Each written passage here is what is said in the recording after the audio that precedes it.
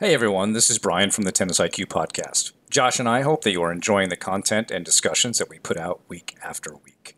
If you'd like to support the podcast and help us to continue to produce quality episodes, please visit our Patreon page at patreon.com/tennisiqpodcast/membership.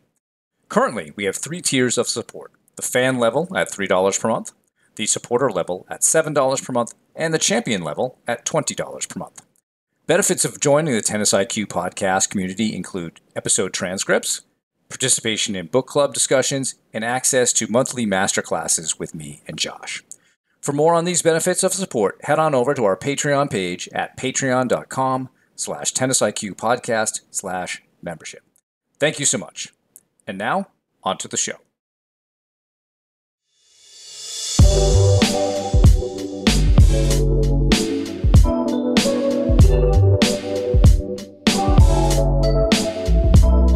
Hello and welcome to the Tennis IQ podcast. I'm Josh Berger. And I'm Brian Lomax. And today Josh and I are going to talk about tennis as a team sport.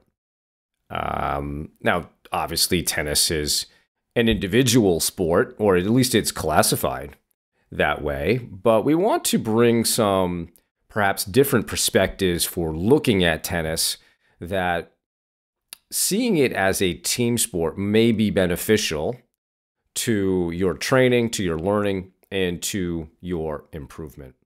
And one of the things that made me think about this is, for some reason, it came to mind, an athlete that I worked with about maybe 7-8 years ago. She was a young athlete, maybe 15, 16, and she was on the Olympic luge D team. So she was really on the development team, and her eventual goal was to make the actual Olympic team to compete at a Winter Olympics. And she was telling me that the U.S. Olympic team was shifting their training model from one that was very individually based, in which a particular luge athlete would work with their coach, and they were more or less work in isolation. They just kind of do their thing, and other luge athletes would be there, but there would not be a lot of interaction or camaraderie. And the U.S. Olympic team decided to change that model and have them start training together. And at first, she noted that there was some resistance, especially from those who had been in the program for some time, because it's a big change. But then the reason they changed to this is other countries were running their trainings as teams, and they were having more success than the U.S. Olympic team. So, kudos to them for being open to changing that. And so the idea was that, yes, you are all individuals, you are all competing against each other, but by combining our efforts, is it possible that we can all make each other better?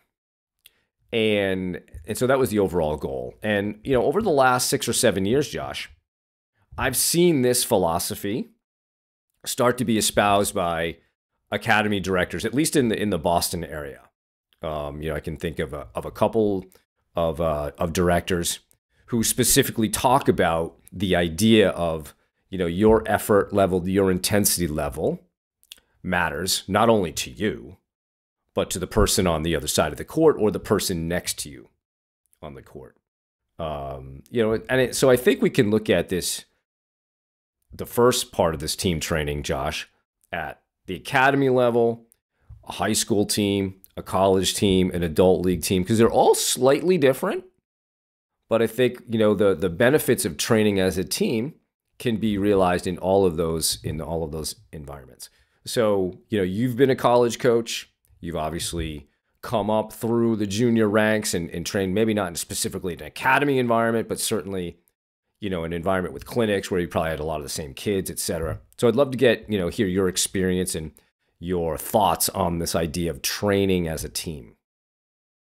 Yeah, I think it's an important question. In terms of my personal experience, I didn't necessarily come up through an academy like, so many kids do these days, but did definitely train with a lot of the same people, and never necessarily felt that was the main the main thing that was prioritized in terms of training as a team and competing in that way. I did participate in junior team tennis, and then I played for my high school team and college team. But I would say within my training itself, at different tennis clubs, that wasn't necessarily the priority. And I think that has shifted in a certain ways, especially in the academy format, where that is, now much more the priority, or much more discussed.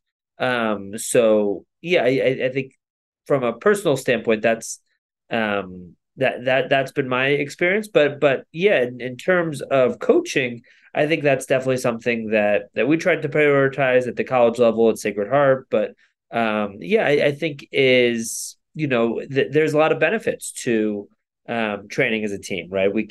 People can make each other better. People can help each other notice and be aware of different aspects of their game, whether that's technical, strategic, mental, whatever that may be. Um, maybe players don't always want to hear something from a coach necessarily, and maybe sometimes hearing something from a peer or from a teammate can actually be a little bit easier.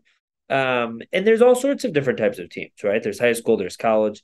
I know, yeah, there's obviously USTA league teams. There's, we talked about junior team tennis. There's teams within academies. And I think, yeah, that among the benefits, are that people can help each other improve. People can help each other see different aspects of each other's game. And I think just being able to sort of see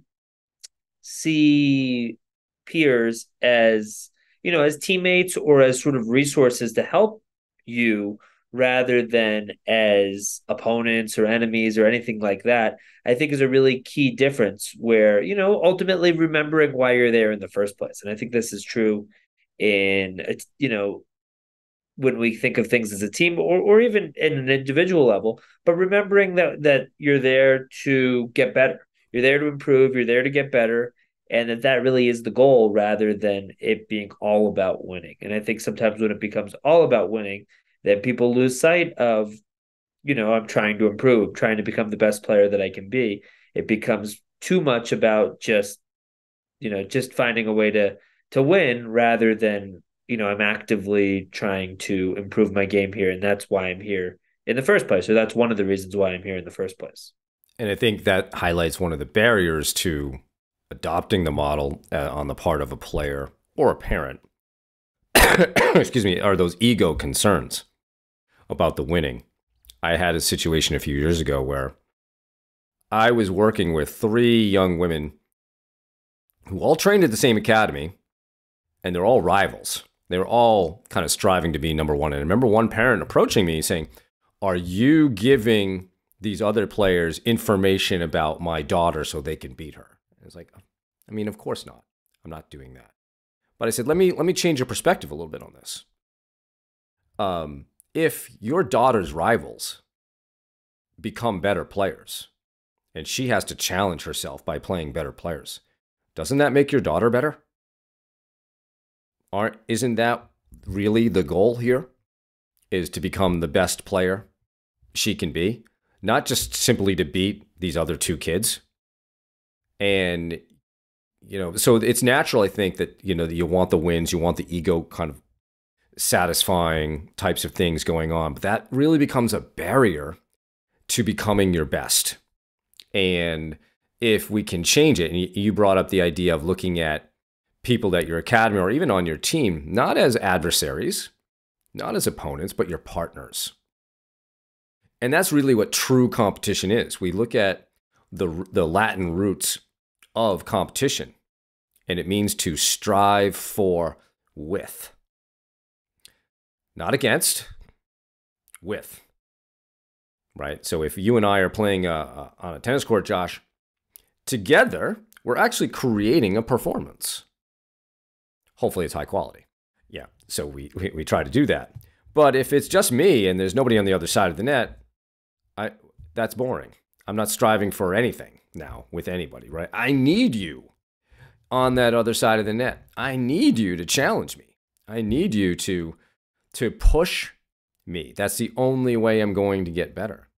And so you can look at the people on your teams, whether that's an academy team, a high school team, college team, adult league team, as they're there in this environment to help you become the best that you can become. And those challenges present themselves in many different ways. I was talking to an adult player the other day, and she was mentioning how her team practices aren't that good. A lot of the players, they like miss every third ball. And I was like, well, let's just accept that as being the norm. What could you work on there? Could you just be focused on your footwork? Could you focus on your balance? There's always something you can get out of the practice. And that other person, they're providing you with a challenge. It's not personal that they can't make every third ball, but they're providing you with a challenge. And so I think if we can see this kind of team training, group training as a means of helping me to get better, it can be a much better way to look at the practices and the clinics, challenge matches, practice matches. We can look at it a whole different light. Absolutely, absolutely, and recognizing, yeah, that there's always something we can, we can improve from every person. We can improve from every practice situation, right? Whether that's someone that we deem to be at our level or above or below. There's always things that we can improve on, right? If you're playing with that person that does miss every third ball, okay, maybe this is a chance for you to work on your own consistency and try to see, okay, I know my opponent maybe misses more. I want to see if I can make sure that my opponent is the one missing. And I'm not going to have any sloppy errors of my own. I'm really going to move my feet. I'm really going to try to track the ball all the way to my strings, try to really fix my gaze on, that point of contact. I'm going to really try to make sure that my own consistency is at a high of level as possible in this situation. Or maybe I'm playing a player that's weaker and I want to work on coming into net more, right? Maybe I'll have more opportunities to come into net more. Or maybe you're playing against a stronger player or a more experienced player or whatever the situation, but just seeing these as opportunities rather than constantly thinking just about, peers being competition or maybe a threat to you. I think I often see this within teams where things are ranked, right? Whether that's high school or college or other teams where there's, number one singles and number two and three and et cetera, singles and doubles. And there often is a lot of inter-team competition, which sometimes can lead to maybe animosity or more negative things like that. And I think, understanding why we're here in the first place. We're here to get better. We're here to try to help the team, right? It's not just a bunch of individuals. It really is a team. And I think this can be a challenge for tennis players because I think people tend to grow up in this format where it does tend to be about them. And they are the center of attention, within the performance team. They have people like whether that's parents or coaches or, other people and they're kind of at the center of it. And they go to a tournament and it's all about their results. And then all of a sudden they play high school tennis, or they play in college, or they're playing for this USTA League team for the first time. And it's not all about them. You can win or lose your match. You could lose your match and your team could still win, or vice versa, right? And I know I can think of specific examples of players who lost. This is both when I was playing at different levels and coaching at different levels. But I can think of examples of players who lost their match while the team won, and they're upset. And they're around a bunch of teammates who are excited because their team won that match. And they're upset because of the result of their match, which I think in a certain way is normal, right? Like we've been trained to, care about our own result. But I think it's, in that moment, is that really the response that we want? Is that, do we want to be so focused on our own result in that moment, or do we want to be able to put that aside and celebrate and enjoy the team result and understand that, okay, maybe you didn't win your match today at whatever position you're playing, but the team won and you had a role in that. You helped your teammates practice, you helped cheer on your teammates, you maybe help teammates with the strategic aspect. So often tennis circles are relatively small, right? So maybe in a high school or college environment, the team played that team the year before, or maybe even earlier that season in different tournaments or things like that. And, yeah, maybe there's a discussion that takes place. Oh, I played this person last year, or I played this person 6 months ago. They have a weak second serve. That's a great opportunity to attack, or their backhand is weaker, or whatever it is. So, just understanding that within that team, each person plays a role, and not getting so carried away in your own, winning and losing, but trying to do whatever possible to help the team. And obviously, one of those things is trying to, do your absolute best to win the match, but just understanding that there's a lot more to it than just that. I think maybe this is the last angle I'll take on this, is that there's also an opportunity to make your teammates better. So I think back to it, and you know who this guy is. So at Bryant, we had a player several years ago named Matt Kuhar. Matt was the best player Bryant University has ever had. He played one as a freshman and all the way through his senior year, and he did a fifth year. And he had an incredible record in the conference. And one of the challenges that we as coaches threw out to Matt was make your teammates better, play them in practice. Because he hardly ever lost to anybody on the team. But by challenging them in practice, the rest of the guys got better. Their level increased because Matt pushed them more. And Matt took on that role. I also see this as an opportunity for maybe some of the older players at an academy to take on the role of helping the younger players be better. And that's not only tennis-wise, but set an example for how one should behave. What's the culture of our academy? What do we stand for? And as maybe a 16, 17, 18-year-old, can you be out there as the role model and showing the younger kids how it should be done so that they get into that role and then they show the next generation themselves? And I think that that's a cool part of academy or team culture that can happen at all of these levels. High school, college, academies. You want to try to leave where you were better than the way you found it. And if you can also make part of your mission helping others to be better, that's going to be remembered for a long time. So I can think of several players here in the New England area who were really good at that, really good at showing others how to train, how to behave, how to be a leader, how to be a captain. And so I would just throw that out as sort of my last wrinkle on the training as a team piece.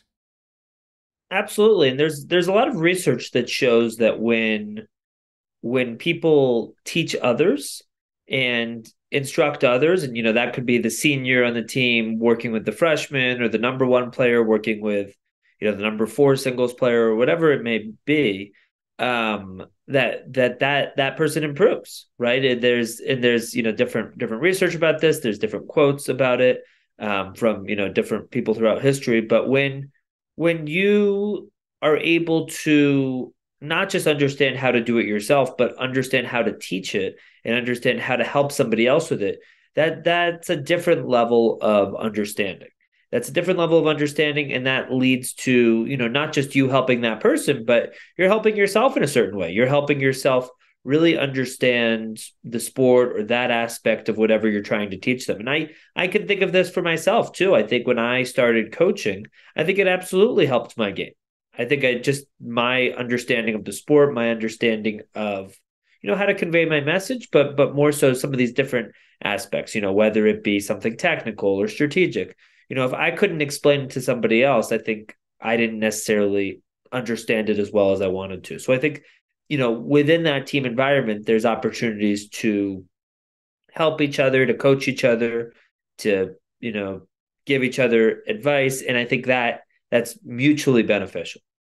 So let's transition now to another aspect of tennis as a team sport.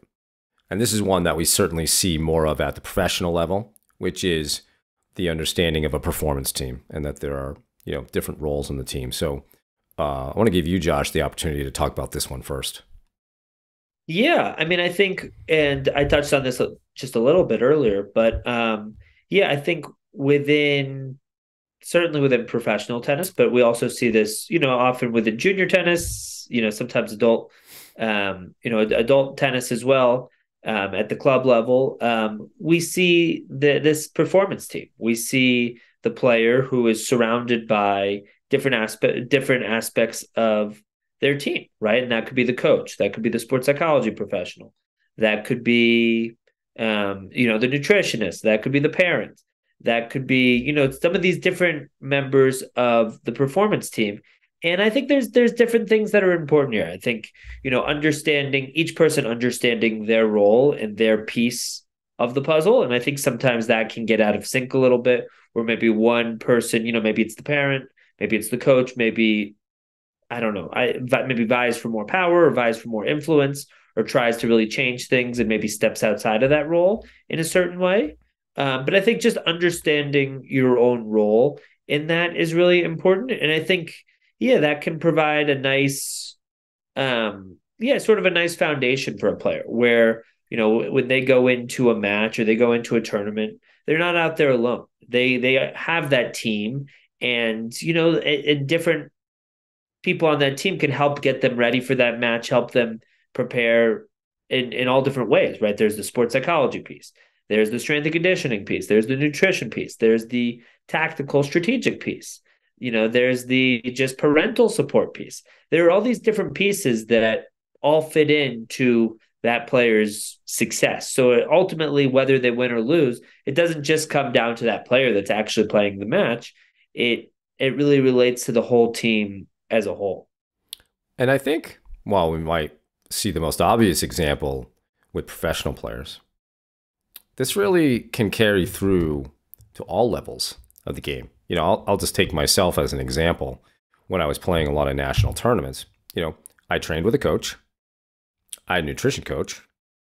I worked with somebody on my fitness, so I saw maybe a personal trainer a couple times a week and then did some things on my own. I had a massage therapist I would go see. Nowadays I work with a stretch therapist. These people are a part of my team. Now, there's not like they're salaried or anything, but they are all interested in, me as an athlete and, me becoming the best that I can be. So, whenever I had results or tournaments that I would play, I would share, my experiences with everybody on the performance team so that we could all learn and get better. It, of course, was different that they're not attending matches, right? So that isn't exactly the model where you would see like with the pros. But we all have performance teams. We all have a support system around us. And one of the reasons I think this is important, Josh, and we talked about this in our episode about the gold medal profile with Natalie Dran-Bush and Mishi Papich. We talked about this in our episode about lifestyle challenges for professional players, is that social support system is super important with respect to the mental health of the athlete. And mental health of the athlete is a component of mental performance, right? Mental health has to be at a certain place in order for you to perform well. So not only do people on the performance team have specific roles, and your role may be the player. You're the one who goes out there and does the stuff. But all those other people, your coach, your practice partners as well, I didn't even mention that. Your different, physiotherapists, etc., sports psychology professional, they all have a role to play there. Family, loved ones, parents, whatever. And so it's super important, I think, to see a community, a team around you of people who care about what you're doing. And you may, as I'm talking, you may say, well, I don't work with this kind of person or that kind of person. Maybe you should consider working with some of these people, given, depending on what your goals are, depending on, your time and your commitment, etc. Most everybody probably works with some sort of coach or pro. Maybe it's only in clinics or whatever. But, introducing, some other things could really help you to become your best, but also it gives you another person that is invested in you becoming the best player that you can become. And they'll play their role. on that team. And so, I know sometimes finances and budget are also concerns with respect to bringing on a lot of people on your team, but it also comes down to how important is it to you. If it's important, you'll pay for it. If it's not, that's fine. But just something to throw out there, Josh, as an important aspect of not only maintaining your body as an asset and what you're doing, but also your mental health. It's absolutely critical, and I think it's something like that is really it's a foundational piece where if that is out of sync or not in the best point, at a particular moment, then other things start to crumble, right? Your sleep starts to crumble, or your strength and conditioning, or injuries can happen, or when you're in key moments of a match, it can be tougher to handle that. So I think, making sure that a player is really looking after themselves, mentally, and also, really looking after their health in different ways, right? Making sure they're getting enough sleep, making sure their nutrition is where they want it to be, their hydration, some of these different pieces. And I think, different members of the performance team can certainly help with that, right? If we think about a junior player, the parents certainly have an important role they can play in terms of sleep and nutrition and hydration and just helping the player with their schedule. Yeah, and managing the aligning schedules. things. Big. Yeah, absolutely. Aligning things with their life to best fit their goals, right? And those goals can relate to performance, but those goals can relate to ultimately trying to be the best player and person that they can ultimately be. And I think each member of the performance team can play an important role there, in helping to sort of navigate that journey, navigate the ups and downs, handle those ups and downs, keep things in perspective, and help a player also maybe set goals for their future. And I think different people of the performance team can be influential here. But if we think about, for instance, the USTA has their development plan that can be downloaded online. But as you look ahead, let's say 3 months, or maybe it's longer. I think different members of that team can be involved in that process. Certainly a coach and a parent, the player themselves, maybe it's the sports psychology professional, different members of the team can help to facilitate, help to give input into, where is that player now? What are certain strengths and weaknesses, and what are some goals in terms of where they see themselves going, or where they strive to go in upcoming months and years. For sure.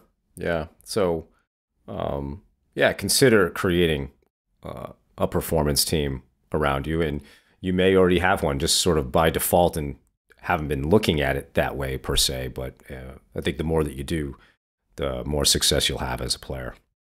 I think the third and perhaps last way of looking at tennis as a team sport is one of looking at the tennis community and maybe giving back to the sport of tennis, contributing to tennis. I find that this is something that I hear from a lot of my adult clients, that they really appreciate how important tennis has been in their life, and they want to now do something to either share that with others or to give back to the sport. And I think it's one that not everybody necessarily thinks of, but can be a tremendous service opportunity and purpose opportunity. When we just recently have an episode with Ryan Redondo coming out soon, and we talked a bit about purpose that he's got with tennis in San Diego. We've talked to others about their purpose, and giving back to the tennis community can be a really rewarding thing to do. And again, now you're not just looking at it at yourself. You're looking at tennis as this sort of bigger thing that many of us have in common. And, and the sport and the environments that we've been in have helped shape who we are as people. And can we think about volunteering or doing something service-wise in tennis that can help do that for players who are coming up now? So I'm curious, Josh, about your thoughts on, the tennis community as a team, view of the sport. Yeah, I think it's a different angle that's definitely important to explore more. And I think you and I, Brian, have both, you know, obviously grew up playing tennis, played a lot throughout our lives and have looked to stay involved in that, right? Through coaching, through, working with athletes on the sports psychology side, through being involved in different committees and different things like that where we can impact the sport and both the community and coaches in different ways. And I think it's really important. I think it's important to look for ways to give back, to look for ways to stay involved in a sport, and I think being able to view that as a team and think about sort of the community at large as a team, as a group of people that really have shared goals, right? They have shared goals. There's a shared mission here of trying to grow the sport, of trying to help improve the sport, of trying to make sure that you know people today and people in the future will have a better tennis experience than maybe those in the past, and using your own experiences to try to help in that way, right? Thinking about what went well or didn't go as well for you. I think one example would be, in when I was living in New England, we were both, started the sports psychology committee within USPTA, within the coaching organization. And I think that was a nice, really nice opportunity to help different coaches within New England, learn about sports psychology techniques, implement different tools that they could utilize, through different events and through different types of things. But I think, things like that are nice opportunities to, use your expertise, use your background to help others, right? And I think that's great. And I think it's like we talked about with maybe high school teams, college teams, USTA teams. It's easy to see peers as competitors, right? Especially something like maybe coaching, where it's like, oh, it can feel maybe like a zero-sum game in certain ways, where it's like, either I'm working with this student or this client or somebody else is. But it certainly doesn't have to be that way. Trying to view people as being on the same team with that shared mission of growing the sport, of improving coaching methods, of things like that. I think really improves our outlook and makes it so that everybody improves. There's just a rising tide in that way, where everybody is on the same page. Everyone is working to help each other. People view this larger community as a team, and with that sort of shared mission, rather than it being sort of everybody out there for themselves. Yeah, so very much more purpose-based than ego-based. And obviously we can probably just speak mostly from a US perspective here, but there are many opportunities to serve your community. There might be community tennis associations where you live, certainly your section of the USTA, and I'm sure other countries have very similar structures. But I know just like here in New England, you can volunteer for different committees that you can participate on that hopefully help the game grow and help others be better. You can participate at a national level if that's what you want to do. And so, you mentioned the USPTA and some of the stuff that we did there. I've done some things at the USTA level, but also just in the city I live in. There's a really cool organization called Friends of Newton Tennis. And this particular city has about 67 public courts, and the Friends organization is about maintaining those courts and promoting the game just within the city. And just in the last few years, really all credit to our president, Tom Friedman, we've done some really cool work. We've raised a lot of money over the last 3 years. I want to say almost like $60,000 just for maintaining courts, right? And it's really powerful. And it's really cool, Josh, to see like, all right, these courts have been resurfaced and now they're like US Open quality level courts. And what an opportunity for people to go out and play on these public courts where they don't have to pay, right? You just walk on, and now you're playing on courts that are as good as any courts in the entire country. So there are lots of opportunities, I think, to look around at what's going on in your tennis community and see ways that perhaps, again, if you have the time and the inclination, to help others in this process. I was telling the story, Josh, yesterday of Andre Agassi, and the one he discusses in his book Open about, him adopting more of a purpose-based perspective on tennis because, growing up and through the first half of his professional career, he did not like tennis, maybe even hated it. But then when he started to think about creating that charter school in Las Vegas, it gave his career and his playing much more of a purpose out there. And that was a cleaner sense of motivation, cleaner kind of fuel to burn. And I think when we look at doing some service opportunities through the game in various ways, and you can even start them yourself. I know that some of the academy kids a few years ago around here actually started their own little effort to work with, I think, some country in Africa and help them begin a tennis program. A friend of mine from Montreal does some work with Tennis Uganda. He had some experience there post-college, and now he still interfaces with them and brings tennis to the kids who live in Uganda.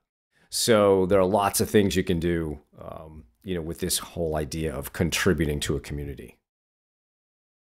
Absolutely. And there are certainly plenty of opportunities out there. I know, Boulder, Colorado, where I live, there's a, really sizable and significant wheelchair tennis program, which is really cool. And I see it at the club where I play at. And and there's I could think about, where I grew up in Connecticut, there's Norwalk grassroots tennis. There's a number of different opportunities to get involved, to help, to be a part of that team, and to be an important member of sort of their performance team, right? And to think about how you can contribute, how you can help with your skill set. So I think that's within any community, you can do a little digging, do a little research, and find that there are a lot of opportunities to get involved and to make a difference as being a part of that team within that community.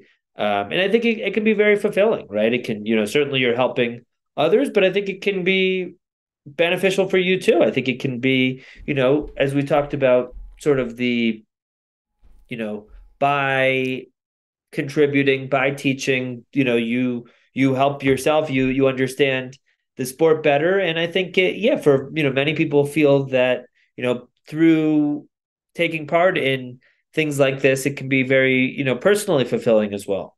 Agreed. And I think that's a good reason to do it as well. That you can help others, but you're also helping yourself in different ways. So, well, I think that's our show for today. It's a good topic. Thank you for the conversation, Josh, and thank you all for listening. For more on today's episode, please check out the show notes. If you have any feedback or questions for the two of us, please email us at tennisiqpodcast@gmail.com. Also, if you're enjoying the content that Josh and I discuss on the show, please rate and review the podcast so other tennis enthusiasts can find it more easily. Additionally, to be notified of new episodes, please subscribe to the show on your podcast platform of choice, including YouTube. You can also check us out on Instagram. If you would like to support the podcast, please visit our Patreon page at patreon.com/tennisiqpodcast/membership, where you can learn about the benefits of being part of the Tennis IQ podcast community. Thanks again, and we'll talk to you soon in our next episode.